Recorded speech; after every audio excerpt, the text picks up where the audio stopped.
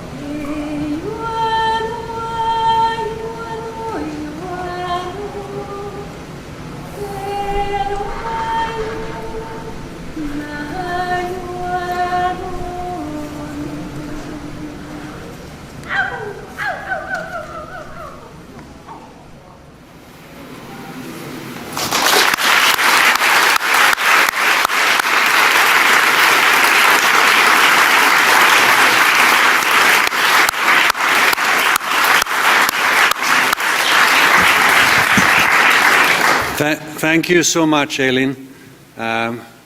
For most of this beautiful song, it was very soft, it was very welcoming, it was very loving.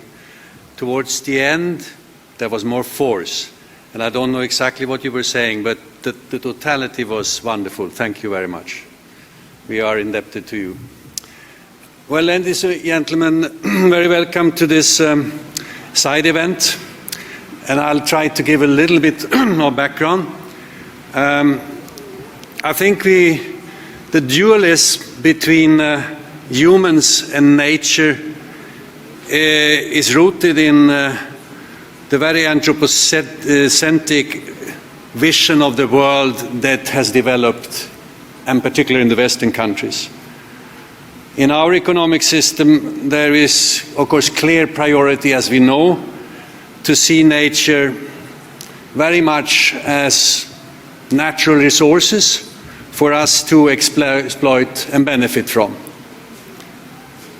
And the irony is, in fact, that most economic models, they don't even single out high quality energy and materials. They take them for granted, sort of looking upon them as a constant. I'm a member of something called the International Resource Panel. It's a UN body with experts analyzing resource use over time. And we have come to the conclusion that since 1970 we have more than tripled the use of materials, fossil fuels, biomass, minerals and metals. And the footprints of materials is of course very uneven. A citizen of Sweden amounts to some 25 to 30 tons per year, aggregately. If you're living in a country south of Sahara, you are likely to have 2 tons. So that shows the unevenness. And if we continue business as usual, we will double this volume before 2060. And the problem is, of course, that the way we extract and the way we produce affects the climate, because 50% of carbon emissions are directly related to extraction and production of basic materials, primarily cement, steel, plastics, aluminium, textiles, ammonia, etc. And also affecting biodiversity, primarily through modern agriculture. And we believe we cannot continue like this. We have to rethink the way we manage resources and the way we manage nature. And a lot of things are now being discussed. And one possible entry point here is, of course, this idea of giving rights to nature. This idea is not new. There have been numerous UN conferences alluding to the need to strike a better balance between human society and nature, between human well-being and, if I may put it so, nature well-being. The Rio Declaration 92, but as well in 2012, the 20-year follow-up, was aiming for exactly this. IUCN, which is prominently represented on our panel through their Director General Bruno Obole, had a resolution a few years ago aiming for this. And we have several governments, some of them represented on the panel, who have included nature rights in their constitutions. And we have a number of reports in recent time from the United Nations. Making Peace with Nature is probably the most prominent one, which discuss this particular dimension. And we have a program at the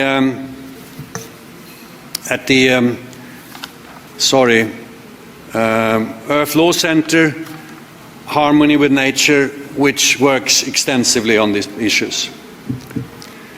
When we compare the existing environmental legislation and this concept of giving rights to nature, there are clear differences. Environment legislation normally focuses on reducing harm, limiting emissions to air and water, and limiting the degradation of ecosystems. The right on nature goes further, and the aim is first and foremost a better balance between humans and nature, and indeed to restore and regenerate ecosystems of different kinds.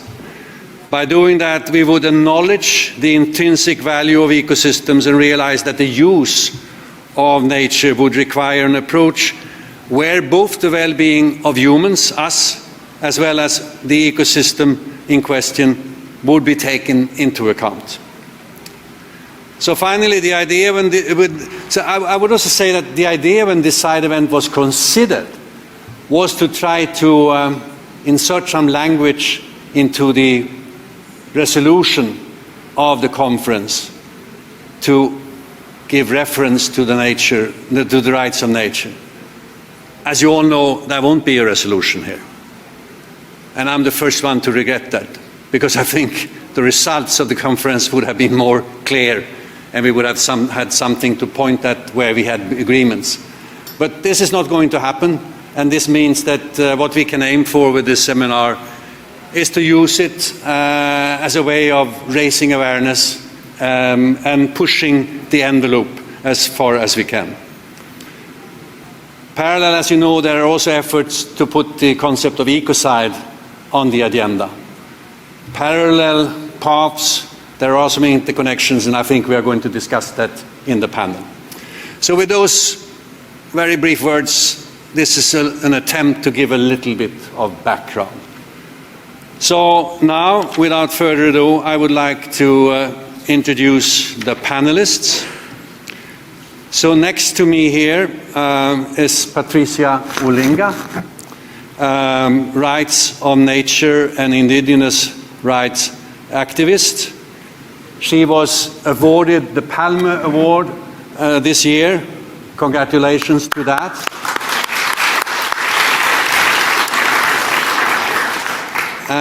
And we are looking forward to hearing from you.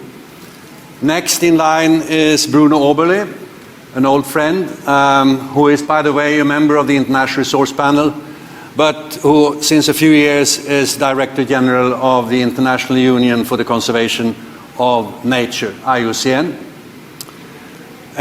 Next to Bruno, we have Peter Doran, Senior Lecturer at Queen's University in Belfast, and also very active in the Environment Justice Network in Ireland.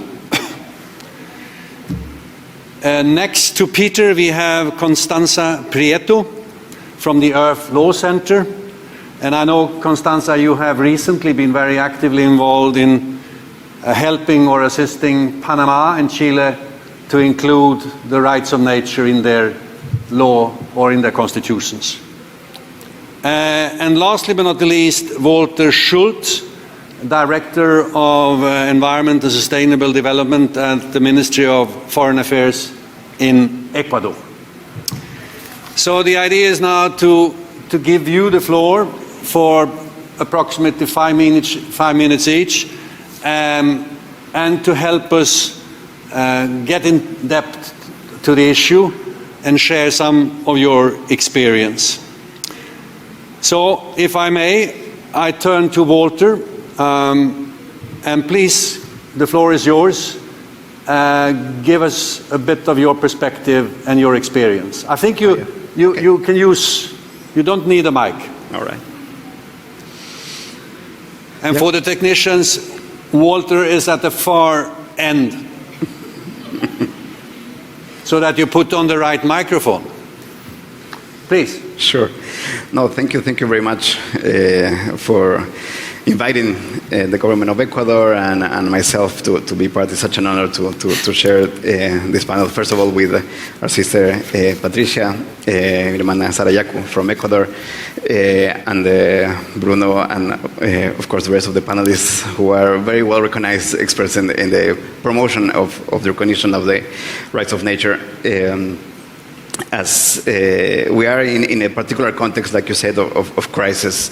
It has been recognized by the Secretary General of the United Nations planetary crisis, the triple planetary crisis. But I also add that we are in a well-being planetary crisis and a health planetary crisis, not understood only as health of human health, which is already a quite complex and comprehensive concept of One Health, but really a One Health with the health, including the health of all species on the planet and Mother Earth itself.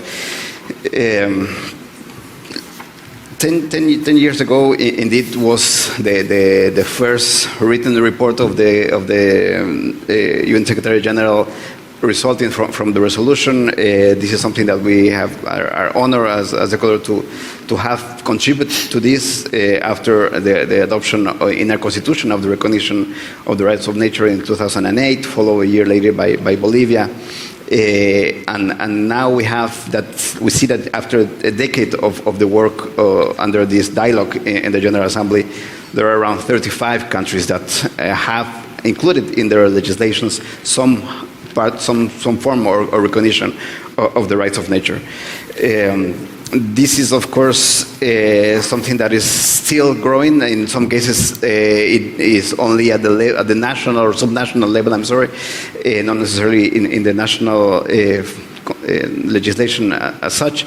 But those are very, very good steps in the right direction. There are a number also of policies or policy frameworks and a number of judicial decisions that also are compiled in the Harmony with Nature website at the UN and other in the work of many important civil society organizations that have been putting together this demonstration of the evolution of that paradigm shift that is needed. For that reason and for the crisis that I was mentioning at the beginning, is that we think that we need to react really in terms of that transformation of our mindset from the anthropocentric way of thinking and putting our laws and our policies and our actions together to this really vision of being part of nature and that also as a means to achieve a harmonious relationship with nature. For our view, this is the only way to achieve sustainable development, to achieve the goals and targets that we have set ourselves on the SDGs that are not enough, clearly not enough if we see the trajectory and trends that we see. But for that, we have to connect with some changes that also are very well recognized as part of the solutions, including the transformation of our behaviors, the patterns of consumption and production, the circularity of the economy, how to address fossil fuels, including subsidies, and the economic model that we have so far. Perhaps to also mention that in parallel of that work and that we have also in the Constitution, we have also been working in different fronts at all levels, national, international, just to mention perhaps a few examples, not to say myself, one on climate change architecture, on the RED Plus framework, the Varso framework that some of you may be familiar, we have also pushed very strongly to have a recognition of safeguards for the rights of indigenous people and communities, social and environmental safeguards at large.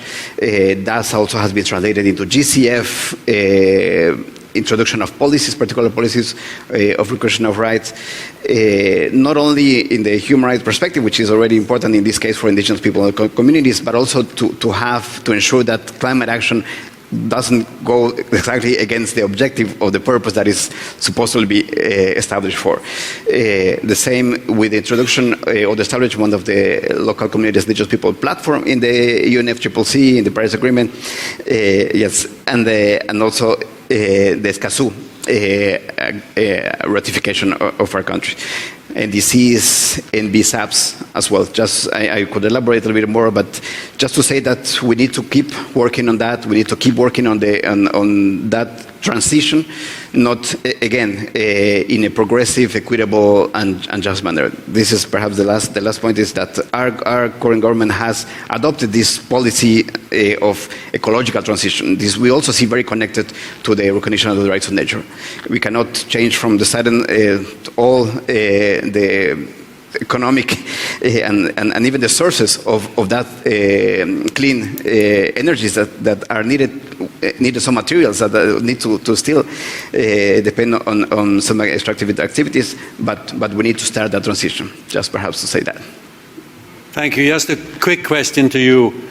Can you give an example how government practices with regard to production, etc., has been changed since you took on this policy? Yes, we have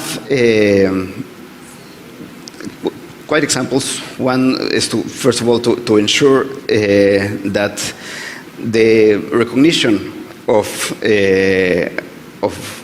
the rights of nature are not only at the high level. We are working on secondary legislation. We have had some difficulties in terms of how to ensure the application by judges of those laws, but we have already some judicial decisions that have already imposed, or I may say to the government, the implementation of these rights.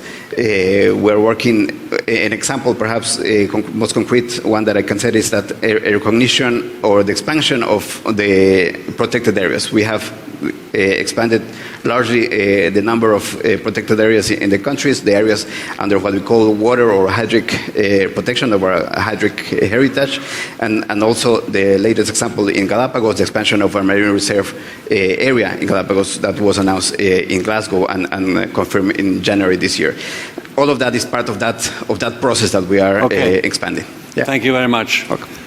And now, also from Ecuador, but from another angle then, we would like to give the floor to Patricia Gualinga. What is your, maybe not comment, but what is your view on this situation or on this problematic, having heard your government representative? Bueno, buenos días. Para mí el problema es que se sigue basando en un modelo obsoleto como son los combustibles fósiles la economía del país. Hello everyone, I greet you all. For me, the problem is that we continue to base our economy on the fossil fuel industry. Y eso tiene que terminar, posiblemente no de la noche a la mañana, pero sí se tiene que empezar una transición energética emergente ya. If we have. And that needs to end, and perhaps we cannot do this from one day to another, but that is why we have to begin this energetic transition. Es urgente que el mundo reconozca que la tierra, la naturaleza, es un ser vivo, consciente, sujeto de derecho, como todos ustedes y como todos nosotros y como todos los que están. And I believe it's urgent that the world recognizes that nature is a living being, like you, like I am. It is a living being. Pero no solamente en palabras, o escrito en constituciones o en documentos, sino que, aparte de escuchar a los pueblos indígenas, lo entiendan y lo incorporen. And we don't want this to just be used in words and put here and there. We don't just want it to be in the Constitution, and that we need you to understand. We need you to feel it and understand indigenous people. Todo el mundo está repitiendo que estamos en un punto de no retorno y ya lo estamos viendo. Si no escuchan a profundidad la visión y la forma como están planteando los pueblos indígenas, no vamos a poder dar soluciones. Everyone's talking about we have come to a point of no return, but if we don't listen to indigenous people, if we don't listen to this, we will not be able to find the solutions that we are seeking today. Pueblos indígenas como el mío, como Sarayaco, está planteando de que la naturaleza es viviente, de que la selva es viviente y que tiene que estar excluido a perpetuidad de todo tipo de extracción. Indigenous people like my community is saying that nature is alive. It's a being that is alive, and that we cannot permit that extraction is happening on these territories. Pero realmente no nos entienden y no hacen caso a este tipo de propuestas. Simplemente, cuando hacen discusiones globales, están pensando en cómo negociar el bosque, en cómo sacar recursos económicos, cuando deberían pensar en cómo dar una respuesta a toda esta crisis de una manera sostenible, equilibrada, incorporando las visiones de los que hemos vivido todo el tiempo y cuidado la madre tierra. But people do actually not understand or listen to the proposals that indigenous people have. They're only thinking about how can we still create more economic growth, how can we keep extracting, how can we still make profit off of this, instead of finding solutions that are equal for everyone, that find solutions that are sustainable, that include indigenous people's voices. Nuestros ancianos ya nos advirtieron de esta crisis. Hemos cortado aquellos hilos de equilibrio invisibles que estaban conectados en todo el mundo para proteger aquellos ecosistemas vivientes. Hemos destruido parte de lo sagrado y ahora nos encontramos en esta crisis. Our elders have already been warning of this for many, many years and have told us that this will happen if we cut our connections to nature. We have destroyed this sacred connection and these sacred places, and this is why we find ourselves in the situation that we are in today.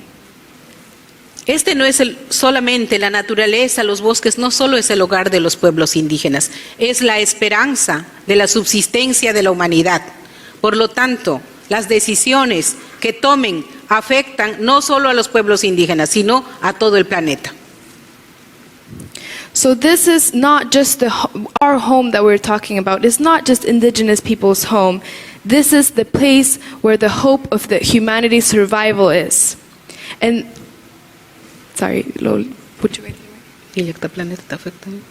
and this is something that is affecting all of us, not just indigenous peoples. Y por eso estamos aquí, en el intento de ser escuchados, pero sobre todo tratando de que también incorporen nuestra visión y lo empiecen a aplicar en los países, los que tienen poderes de toma de decisiones. And this is why we're here, so that you can listen to us and include our voices, but also that the people that have the power to change and make decisions can hear our message. Es el momento de luchar todos. No solo los pueblos indígenas que siempre hemos defendido con nuestra sangre. Es el momento de la responsabilidad de todos. Es el momento de volver a nacer y entender cómo relacionarse con la naturaleza. Porque si no lo hacemos, no vamos a poder hacer nada. Muchísimas gracias.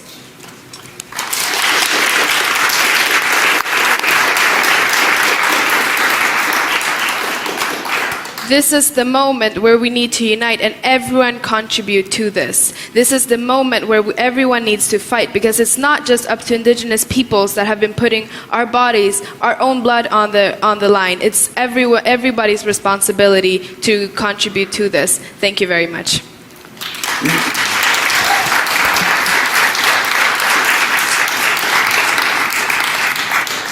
Thank you, Patricia, for these very moving comments. I think we all recognize the challenge, and we are indeed grateful that you took the trouble to come all the way and share your experience with us. I do recall, I was close to, by the way, a former president of IUCN, Yolanda Kakabadze, who was Minister of Environment some 10, 15 years ago. And she tried very hard to, in fact, to encourage, in particular European nations, to help Ecuador avoid pumping gas from some of the forested areas. They said, we are willing to let the gas stay in the ground, but we need some kind of compensation because we are a poor country. And unfortunately, that package, which was on its way, never materialized. But I think it was a bold principle to try to follow. Thank you. Now I give the floor to Peter Duran. Thank you very much. I'll stand if you don't mind. Yeah, you can come here. Okay. Yeah, maybe I'll do that. Thanks. But I will move you aside when you talk too long. You can push me aside if you like. Yes. Okay.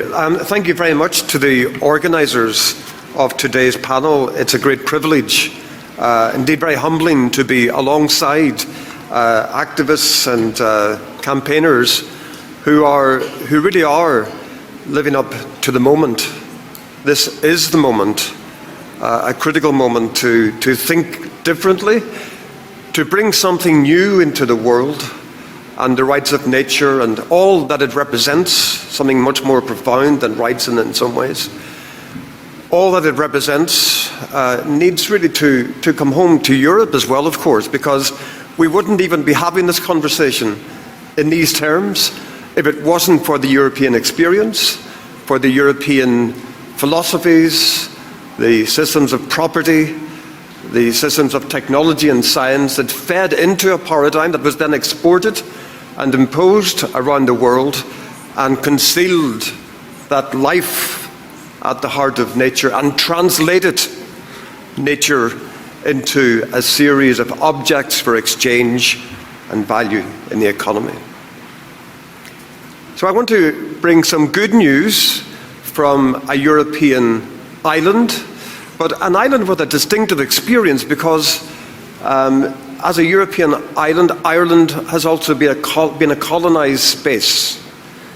So as James Joyce, the Irish writer, said, we are a place in between. We look in both directions. We look to our European experience, but we also look, and have always looked, as a government and as a people and civil society, looked in solidarity with other communities and countries who have experienced colonisation, the imposition of a one-world system of economic extractivism and domination.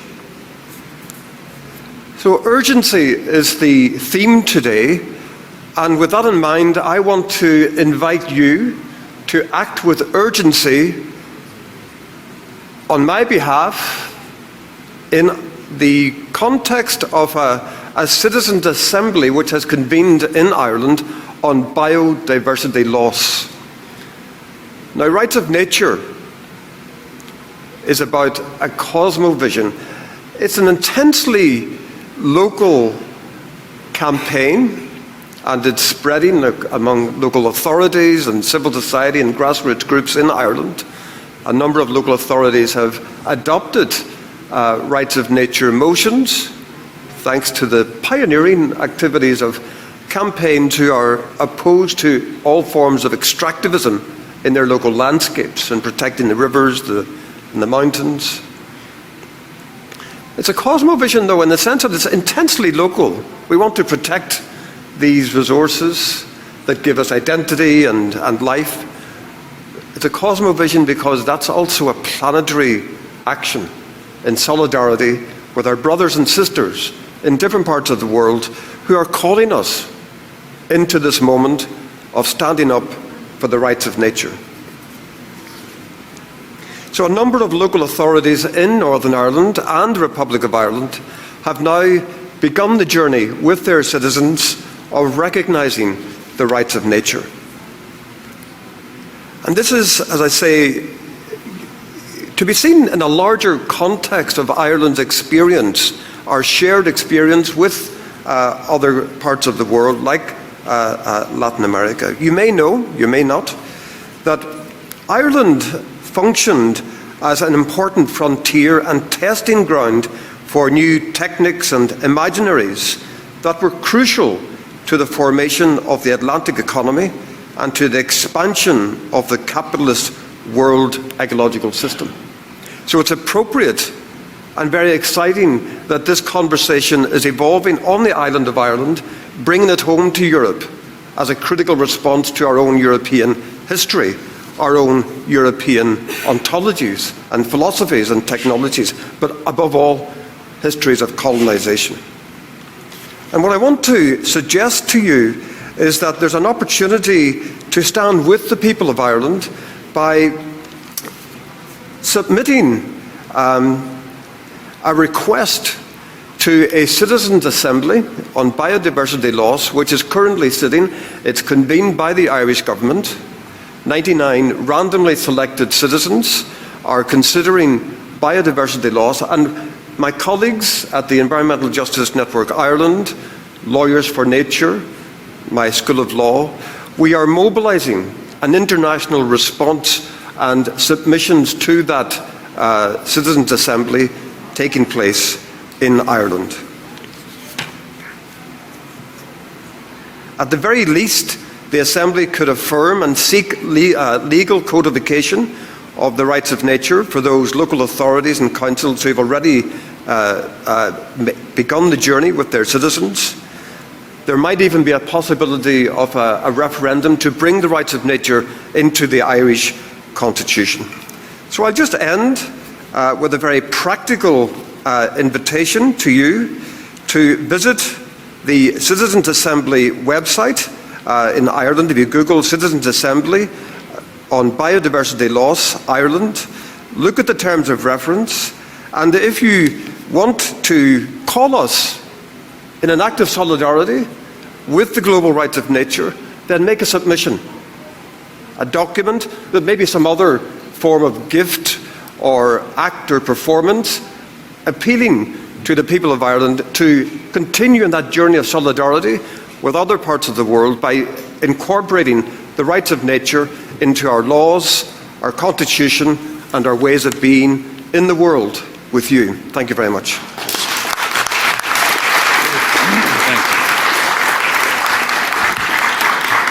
Thank you, Peter, for this very practical suggestion.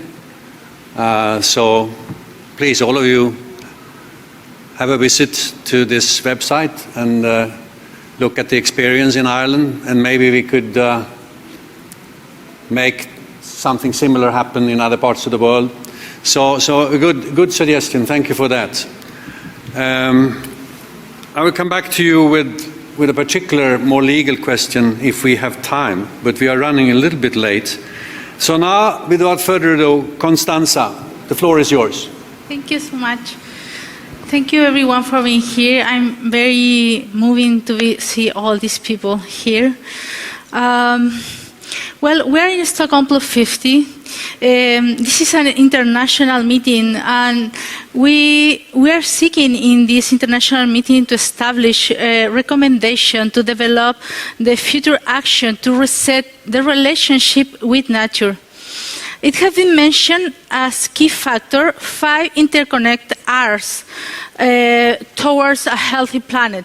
So we have here about reimagine the future, regeneration of ecosystem, resilience, recovery, rebalance resources, revigorating and renew multilateralism. But I firmly believe there is a 6R has been omitted, and is the recognition of right of nature. Latin America recognized the right of nature and provide an interesting experience about reorienting the relationship with nature facing the planetary crisis. That means nature has a voice. Nature is a stakeholder by herself. We recognize intrinsic values separate from human interest.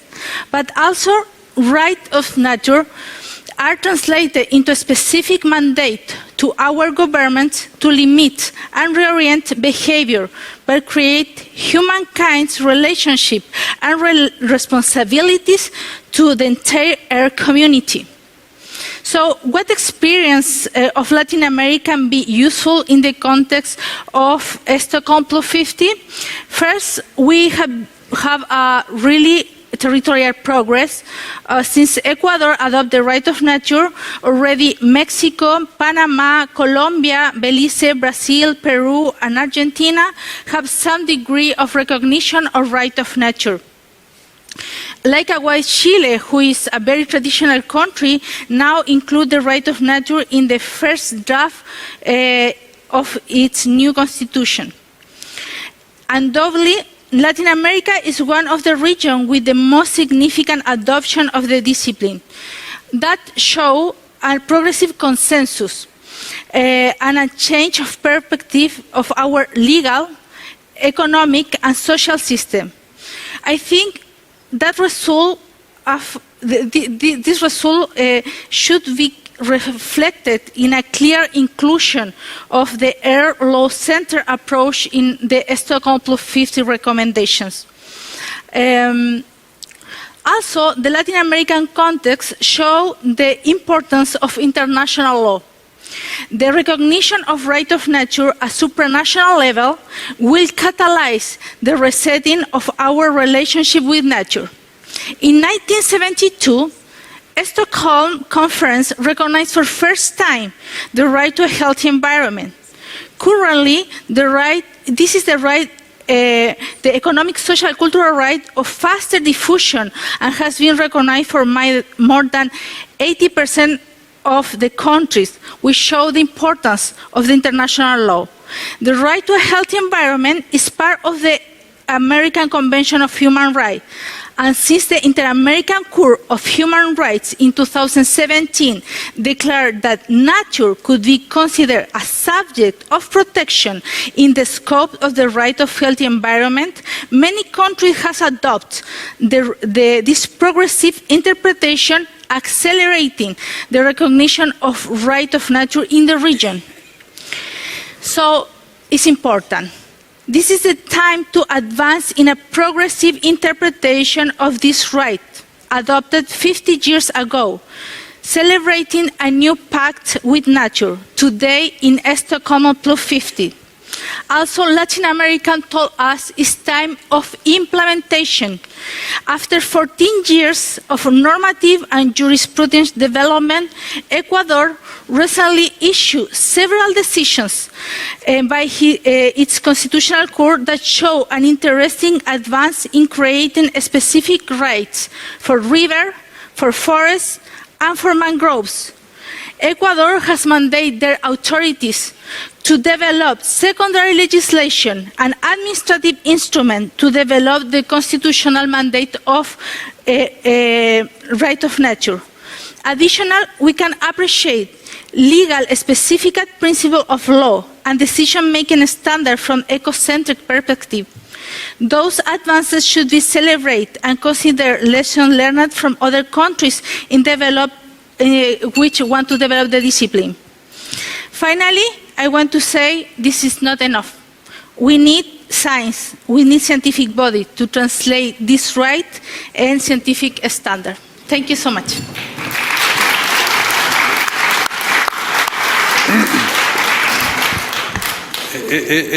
Thank you very much. It is in a way tempting as sort of a newcomer to this concept to understand why it is that Latin America seems to be a little bit in the forefront here. But we can come back to that. Last but not least, now we would like to listen to Bruno, the perspective of IUCN, but I should add that Bruno Oberle has also a long career as a Minister of Environment in Switzerland, so he is not a newcomer to these issues. Thank you, Anders. I also prefer to stay because I am better rooted to, and I feel better you and the word I want to say. I am not a lawyer. Sorry. I am an environmental scientist, I'm an economist, and I am a politician. And it is from these point of views that I will reflect on this topic.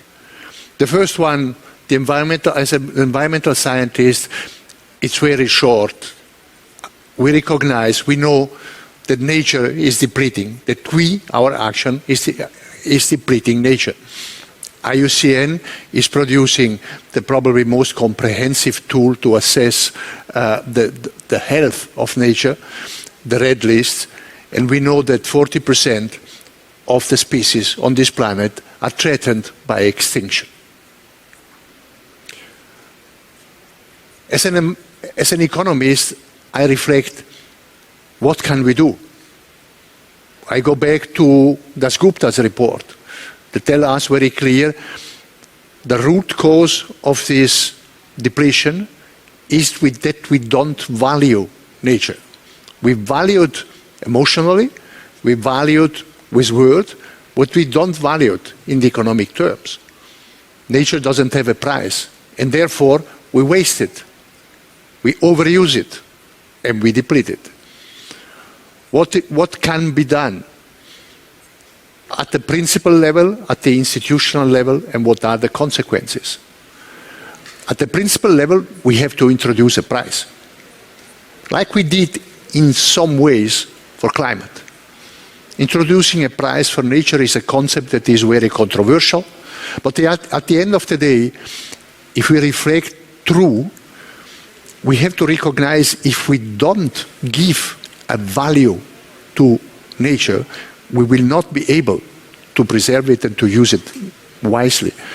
We need, with the price, we need to put a cap, because if not, the price will not emerge. We have to put a cap at the quantity of nature that we can use. We have to base our price setting on nature on the concept of long-term stability, of quality and quantity of nature globally. This can be done. We do exactly the same with money. We have national banks. National banks' task is to preserve the long-term stability of value of currencies. Let's do exactly the same for nature, at the global level and at the national level. Consequences. I want to point to one. If we price nature, we have to pay for it. If we pay for it, we will use part of our income to pay for nature. And this will hit the poorest. We have to be honest on that. Valuing nature, giving a monetary value to nature, means that we will have less money, less object to consume. Because, and this is what we want to consume less because we want to preserve nature. But it is, as a politician, it's a political tough issue. Huh? And now there is the new frontier, because economic approaches, I tell you as an economist, has a limit. At the end, you optimize. You don't solve the problem at the roots. You optimize. So the next step, it is a principal one. It is recognizing rights to nature. It is not rights, human rights to have nature. All the environmental legislation is based on this right. Protect my health. I see your shadow coming.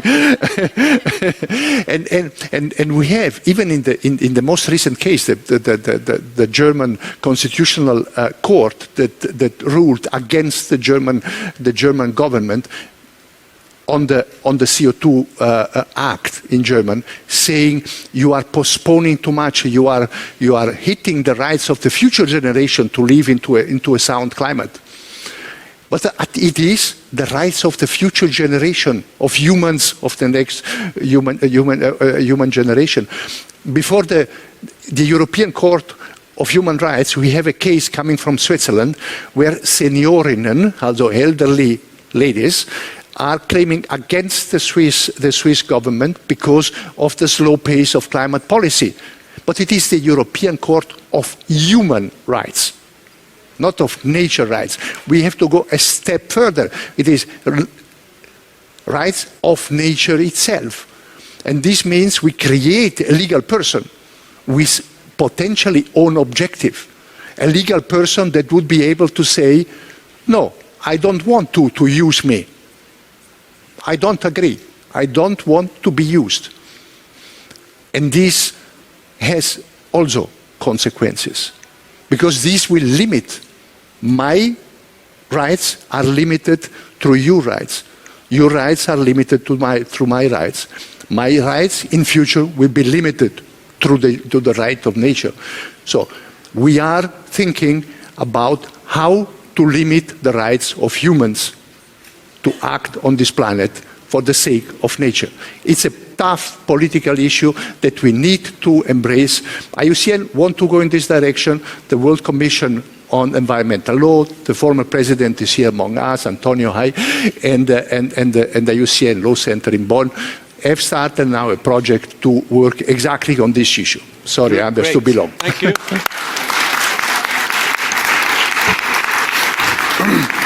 By the way, Bruno, I remember when Pavan Sukhdev, who was chairing something called TEEB, the Economics of Ecosystems and Biodiversity. It was a UNEP project in 2008, 2009, something like that. And they advocated exactly like you did. They say, as long as we don't value nature in the marketplace, it's going to be a problem. And then he was criticized. How can you put a value on nature? And he said, I know it's a controversial thing, but as long as it has no value, you can be assured it will be destroyed. So we have to come up with a balanced approach here. And I think the new element here is really the rights of nature. And to sort of insert in the legislation that from the starting point, you have to approach these issues in a more balanced way. And I would like to ask you, Peter, one thing. We have here among us Pelatil, who is one of the advocates for ecocide. So ecocide is also an approach to try to criminalize large-scale exploitation and damage to ecosystems, etc. What is really the difference between giving rights to nature and getting this ecocide legislation in place? Okay. There's a long answer and a short answer. No, short answer. The short answer. You have 1 minute. They're both part of a movement, a kind of a biocentric movement in the law. So responding to anthropocentrism and beginning to value nature. And of course, ecocide has a long history in the UN system. It was considered back when we were thinking about genocide. So the ecocide is part of the attempt to green international criminal law, but there's something distinctive, and this distinction has to be maintained, a very subtle distinction.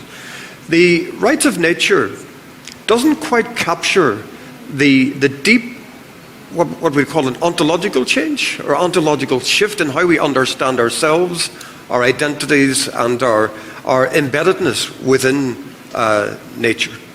And the rights of nature is an ontological moment, a decolonization. I'm not sure everybody understands what ontological is. It's about how we identify ourselves, how we understand our constitution as human beings, that we interbe, we interexist with nature, we're constituted by our relationships with nature. And there's something quite subtle, and this is where the indigenous knowledge and insight has a certain advantage. Rights language doesn't quite capture that. What's interesting maybe is to look behind the language of rights and remember that behind the language of rights is the question of dignity, the dignity of the human being, and the counterpart might be in the terms of nature, the integrity of nature, without reference necessarily to human purpose or human value systems. So there's a fine distinction to be maintained, but they're part of a wider shift away from an anthropocentric world view. Okay. I'm Jojo Mehta, co-founder of Stop Ecocide International, and this is a question that comes up for us an awful lot, the relationship between the rights of nature and between criminalizing ecocide. And we see them as two sides of a coin. And a very simple way to explain it would be that, you know, as a human being, our basic right is the right to life. What protects that right to life is the fact that to take that life is a crime. Legally, that's what protects your life. So for us, the relationship between ecocide law and the rights of nature is that ecocide provides the protective law. Criminal law is protective law. And so they're very much complementary. And we also believe that ecocide, criminalizing ecocide is a step to redressing that balance between, you know, our relationship with nature, which currently is very alienated. If we put ecocide alongside genocide, we are saying those are both as important as each other. Thank you. Okay, thank you. I understand there is a youth representative here on the first bench, and I'm sorry I can't give you more than a few minutes, but please, since you represent the future generation, at least in this room, can you give us you can come up here. Please present yourself. And be quick. Hi, my name is Will Sharuis. I'm 16 years old and from Miami, Florida. I founded a youth organization called We Are Forces of Nature to help halt and slow down climate change. And recently the project I've been working on is called 1,000,000 Mangroves, and its aim is to plant 1,000,000 mangroves. I'd quickly like to restate the importance and the urgency we are facing with the issue of climate change. Because, I mean, we get closer and closer to the previously stated point of no return. But I'd like to end really quickly on an optimistic note by saying that if we all work together, we can and we will halt climate change before that, and we can make a difference. Thank you. Thank you. Doris is really the brain trust behind this. No. Well, part of it. There is a wonderful... Actually, there's been 16 people working to make this event possible, and one of the main sources and help behind the scene is Myra Jackson, who unfortunately could not be with us today. So we thank Myra, and we thank the team from Ecuador also. Now, I would like to offer you an opportunity to be the voice for Mother Earth. Every voice, every heart counts for the love of Mother Earth. We have a global petition that's been going on for quite a while. We're collecting 1 million signatures for a UN Declaration of Rights of Mother Earth. Like we have the Human Rights Declaration, we believe it's time to have a Declaration of Rights of Mother Earth so that the UN can stand on two pillars. If you like, you can sign the petition on our website, which you can find right here, rightsofmotherearth.com. We will deliver the 1 million signatures next year at the UN in New York for the 75th anniversary of the Human Rights Declaration, requesting the UN commits to the Declaration of Rights of Mother Earth. If you want to learn more about it, you can find me later after the event. Thank you for being the voice for Mother Earth and for being here today.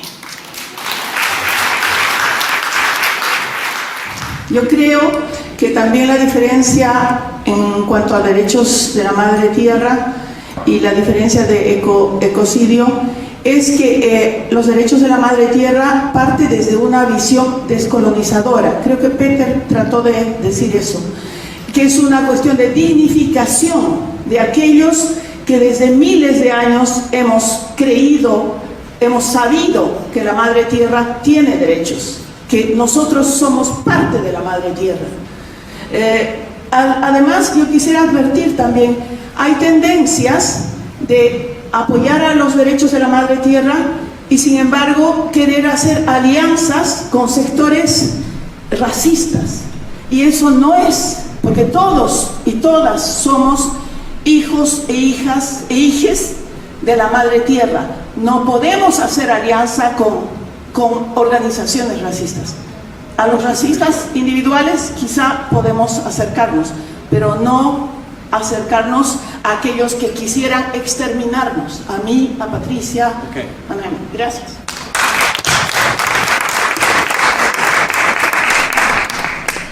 I just want to highlight one difference between the rights of nature and ecocide. I believe that the rights of nature emphasizes a lot more on the decolonization of ourselves and of our minds. I also think that it dignifies the people and the indigenous people that already have been bringing this message for years and years. I also want to point out that this also means, and I want to warn you about this, that if we are fighting for the rights of nature or against ecocide, we can no longer continue to having alliances with, for example, racist organizations, because that is just not right.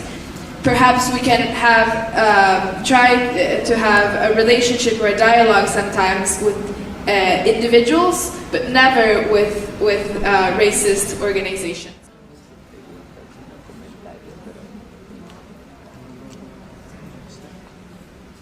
Okay, please. Elena. One thing. I am a river. I am a river. I am a river. You are a river. You are a river. I am the river Wanganui. I am the river Wanganui. You are the river Wanganui. On the other side of the world. On the other side of the world. So, kia tēne ranga e tangata, tangata, tangata, ngā via taiki e konui e te wairua. Kahama e papatua nukua e te tangata, tangata, tangata. E wairuia e. There is no difference. Everything is needed for Mother Earth. Please don't make any difference. I need protection. We need protection. As Indigenous peoples, we need protection. Ecocide, maybe, maybe not, but it's not racist. Please don't do that. Who is protecting the people that have been burning in the Amazon? Who? Sorry. So, thank you. Kia nora e tangata, tangata. Thank you for this moving ending. I thank all the panelists. I thank you all for coming. And we will now show the statement of the Vice President of Bolivia as sort of the final comment or statement in this side event. Calalla, hermanos y hermanas, feliz de participar de este encuentro, de nuestro sentir y pensar de cada uno de nosotros que vamos a ser parte de este evento. Hace más de una década viajó una propuesta de Bolivia a Naciones Unidas y se logró con mucha alegría y esperanza el reconocimiento del Día Internacional de la Madre Tierra, de nuestra Pachamama. En ese momento le dijimos al mundo: la tierra es un ser vivo y sagrado. La tierra siente, la tierra piensa, la tierra llora y la tierra se alimenta. Ese día se reconoció que la tierra no es un objeto, sino un sujeto de derechos. Ese día fue el primer paso para la construcción de un nuevo horizonte de vida para la humanidad, donde los seres humanos, la naturaleza y los seres vivos podamos coexistir y convivir en armonía con la Madre Tierra. Ese día se abrió una nueva lucha para los defensores de la Madre Tierra, que es el reconocimiento universal de los derechos de nuestra Madre Tierra. En el actual siglo XXI, si no hacemos nada, será el fin de la Madre Tierra y de todas las formas de vida en el planeta. En el último tiempo, el antropoceno y el capitalismo siguen tejiendo las condiciones para poner fin a la vida de nuestra Pachamama. En este tiempo estamos transitando más rápido que nunca hacia el fin de la Madre Tierra, porque estamos dando fin a la vida natural y orgánica y estamos dando nacimiento a una existencia artificial, sintética y digital. En este tiempo los países ricos y poderosos del Occidente quieren resolver la crisis mundial, ambiental y climática con más capitalismo, disfrazado y maquillado como capitalismo verde. Aunque todos sabemos que los problemas del capitalismo no se resuelven con más capitalismo. Al contrario, el capitalismo verde nos está conduciendo a la profundización del caosmos, que es el completo desorden y caos del cosmos. La humanidad se está olvidando que su vida depende fundamentalmente de la vida, del alma y de la energía de la naturaleza y de nuestra Madre Tierra. La Madre Tierra puede vivir sin nosotros, pero nosotros no podemos vivir sin ella. Muchas personas y sociedades en el mundo han asimilado el veneno del capitalismo, que son la codicia, el individualismo y el consumismo. Se somete a los otros para estar arriba y se usa de escalera a los demás. La gente piensa primero en tener más dinero que en proteger a los ríos, los animales, los árboles y el aire. Se piensa primero en uno mismo y no en los demás. Se piensa en acumular y seguir acumulando. Se desarrollan actividades ilegales para lucrar y tener más dinero en desmedro del medio ambiente y la naturaleza. Se trafica con los animales, se elimina el poder germinador de las semillas y se contamina sin medida. Se explota y esclaviza a otras personas y a otros seres vivos. Se ejerce muchas formas de violencia contra la Madre Tierra. El sufrimiento de ninguno de nuestros semejantes ya nos conmueve. Nos hemos vuelto insensibles ante el dolor y el llanto de nuestros semejantes, de las montañas, los ríos y los bosques. Somos indiferentes a la tragedia de la extinción masiva de animales y plantas. Somos indolentes con los ecosistemas que se convierten en desiertos y que nunca más tendrán vida porque han pasado el punto crítico donde ya no es posible ningún retorno a la vida. En la sociedad actual, los sistemas de muerte están más perfeccionados que los sistemas de vida. Somos violentos entre los seres humanos y más violentos contra nuestra madre tierra. Si nuestra madre tierra podría hablar, nos reclamaría con dureza y intentaría hacernos entrar en conciencia sobre el ecocidio que está viviendo nuestro planeta.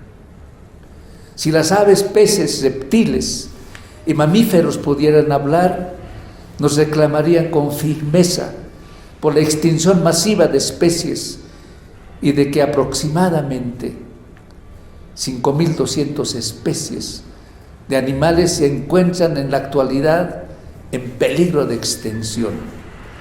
Si el agua pudiera hablar, nos reclamaría duramente porque más de la mitad de los ríos en el mundo están altamente contaminados y por actividades humanas.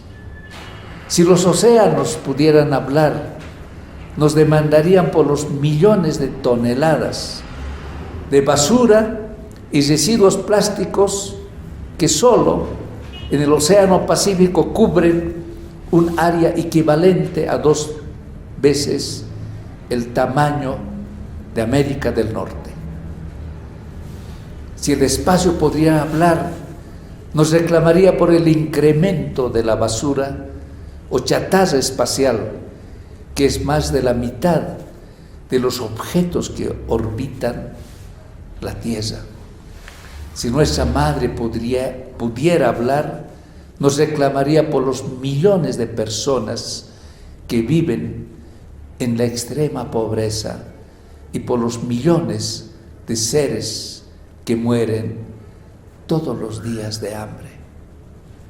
Si nuestra madre tierra pudiera hablar, nos reclamaría por qué, mientras los países desarrollados viven en la opulencia, en los países del sur los servicios básicos son todavía bienes de lujo. Si nuestra madre tierra pudiera hablar, nos demandaría por qué nos estamos acercando peligrosamente a los 2 grados centígrados de incremento de temperatura global, con serias consecuencias para todos los seres vivos del planeta. Si nuestra madre tierra pudiera hablar, nos exigiría eliminar las brechas tecnológicas, brechas de género, brechas sociales y económicas, y todas las brechas que hemos creado entre los seres humanos y la naturaleza. En este contexto, el reconocimiento universal de los derechos de la Madre Tierra es la acción más importante que tenemos que tomar para reencontrarnos con el camino de la vida y avanzar en el camino del equilibrio, la armonía y complementariedad entre los seres humanos y la naturaleza. Sin embargo, no tenemos que actuar con una visión paternalista de reconocimiento de los derechos de la naturaleza como un acto de concesión de los seres humanos. Es nuestra obligación cuidar la fragilidad de nuestra madre tierra, cambiando el orden económico, político, social y las estructuras mentales. Tenemos que avanzar hacia una visión donde la madre tierra es un ser vivo, sagrado y creadora de vida como fuente de origen de todos los derechos. De este modo, sobre la estructura de los derechos de la madre tierra, se tiene que reordenar toda la base de derechos que ha construido la sociedad moderna, liberal, y avanzar en la completa reorganización de todas las relaciones de los seres humanos con la naturaleza. Este es el verdadero cambio que implica el reconocimiento y el ejercicio de los derechos de la Madre Tierra. En la reunión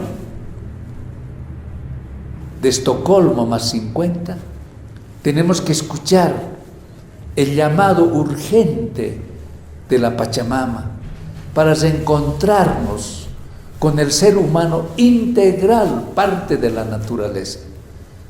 Es por ello que tenemos que crear y fortalecer una alianza universal de las y los defensores de la Madre Tierra, capaces de asumir el papel de hijas e hijos de una única madre, movidos por el gran espíritu de la cultura de la vida y por nuestro sueño de lograr un día el reconocimiento universal de los derechos de la Madre Tierra.